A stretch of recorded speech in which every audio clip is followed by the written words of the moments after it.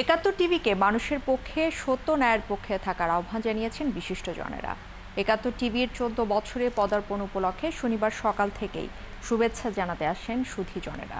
উন্নত প্রযুক্তির আধুনিক সাংবাদিকতা প্রচলনের জন্য একাত্তরকে অভিনন্দন জানিয়েছেন রাজনীতি, অর্থনীতি এবং ক্রীড়া জগতের নক্ষত্ররা। সংবাদ নয়, সংযোগ, এই স্লোগান নিয়ে আসা একাত্তর টিভি দেশের টেলিভিশন জগতে সরাসরি সম্প্রচারের নতুন দিগন্ত উন্মোচন করেছে বলেও জানিয়েছেন তারা।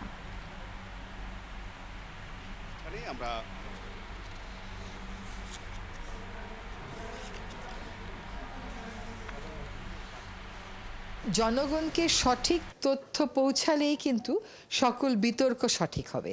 জনগণ যদি তথ্য না জানে, তার কাছে যদি ভুল তথ্য যায়, তার কাছে যদি আংশিক তথ্য যায়, তার কাছে যদি বিকৃত তথ্য যায়, তাহলে কিন্তু বিতর্কের জায়গাটা সমাজে তৈরি হবে না। বিতর্কের জায়গাটা সমাজে তৈরি না হলে গণতান্ত্রিক পথে উত্তরণের যে স্বপ্ন আমরা দেখি সেটা আমরা পূরণ করতে পারবো না। তো আশা করি একাত্তর টেলিভিশন তার সংবাদের পরিবেশনার মানের সাথে সাথে কন্টেন্টের মানের দিকে অনেক বেশি জোর দেবে। আমরা আশা করব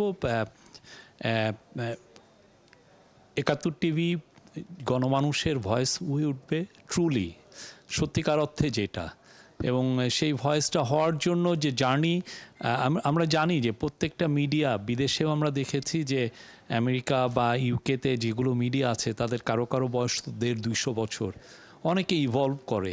একাত্তর টিভিও ইভলভ করবে, আরও জনমানুষের সাথে তার সম্পৃক্ততা বাড়বে।